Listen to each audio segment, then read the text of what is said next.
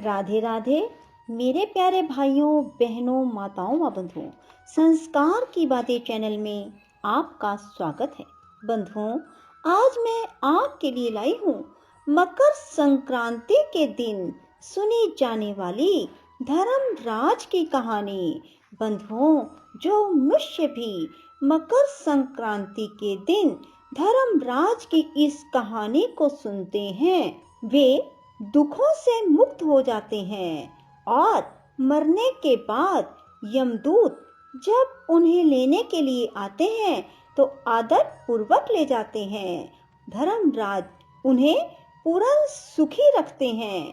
बंधुओं, यदि उन मनुष्यों के कुछ पाप बाकी भी हों तो शीघ्र ही पाप नाश का उपाय बताकर उन्हें पापों से मुक्त करने में सहायक बन जाते हैं। बंधुओं, गरुड़ पुराण में भी लिखा है कि पापी लोगों को यमदूत महान कष्ट पहुंचाते हुए ले जाते हैं, परंतु धर्मराज की इस कहानी को सुनने वाले लोग यमलोक मार्ग में भी कष्ट नहीं पाते और वे शीघ्र मोक्ष को प्राप्त करते हैं। बंधुओं, मकर संक्रांति से ही इस कहानी को सुना जाता है और एक साल तक अर्थात अगले साल मकर संक्रांति तक इस कहानी को रोजाना सुना जाता है।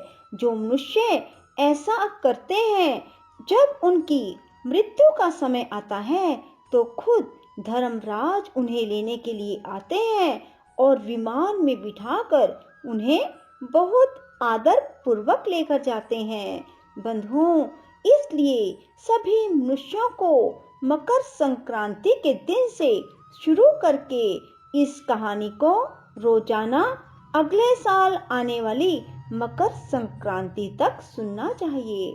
बंधुओं, यदि आपने हमारे चैनल को अब तक सब्सक्राइब नहीं किया तो जरूर करें और बेल आइकन दबाना ना भूलें ताकि आपको हमारी आने वाली सभी वीडियोस की जानकारी सबसे पहले हो सके।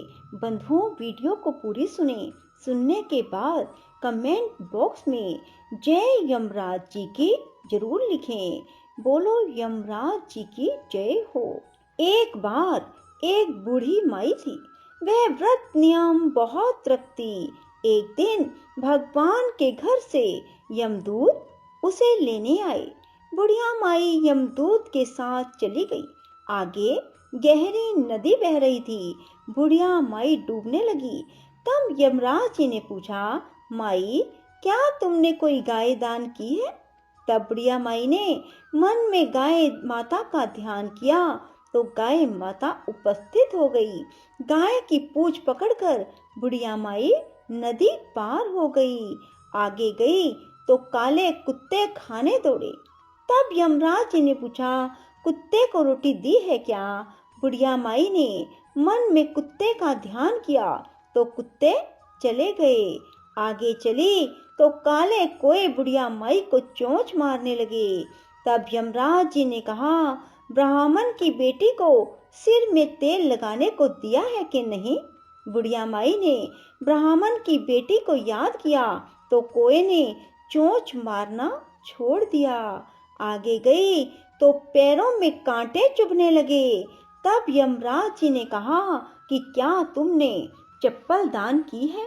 बुढ़िया माई ने याद किया तो चप्पल पैरों में आ गई। आगे चली। चित्रगुप्त जी ने यमराज जी से कहा, आप किसको ले आए हो? तब यमराज जी ने कहा कि बुढ़िया माई ने दान पुण्य तो बहुत किया है पर धर्मराज जी का कुछ नहीं किया, इसलिए आगे के द्वार बंद है। तब बुढ़िया माई बोली, मुझे 7 दिनों के लिए धरती पर जाने की आज्ञा दो।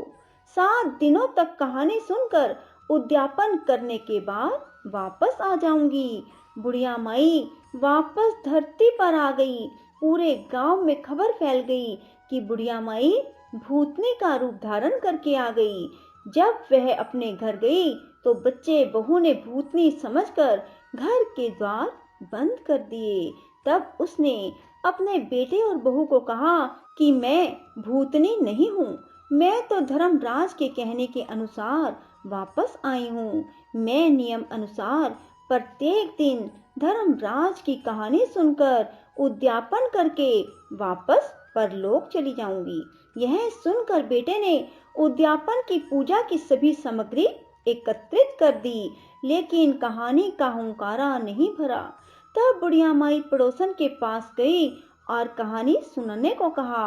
पड़ोसन ने कहानी सुनी और हुंकारा भर दिया। बुढ़िया माई ने 7 दिनों के बाद कहानी सुनकर उद्यापन कर दिया, सभी सामान दान कर दिया। तब धर्मराज जी ने बुढ़िया माई के लिए धरती पर विमान भेजा। विमान देख सभी गांववासी स्वर्ग जाने को तैयार हो उठे। बुढ़िया माई बोली कि मेरी कहानी तो सिर्फ पड़ोसन ने ही सुनी है।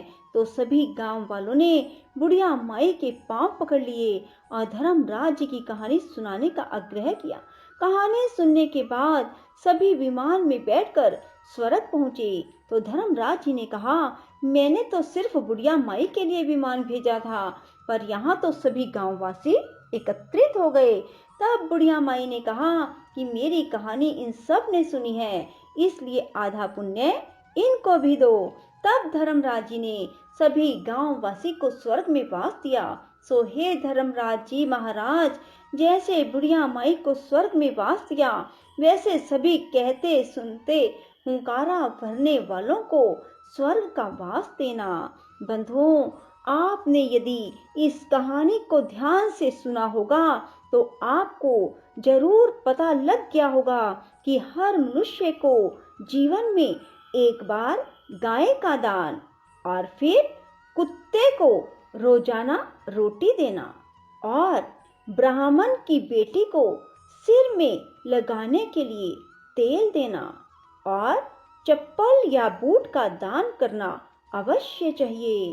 बंधुओं, यदि आप जीवन में कम से कम एक बार भी गाय का दान कर लेते हैं और कुत्ते को तो रोजाना रोटी दी जा सकती है और ब्राह्मण की बेटी को 2 बार 4 बार जैसे भी आपको उचित लगे तेल का दान दिया जा सकता है और चप्पल जूते का दान भी देना आसान है, ये भी दे सकते हो। तो बंधुओं, आपको मरने के पश्चात किसी प्रकार की कोई भी दिक्कत नहीं आएगी।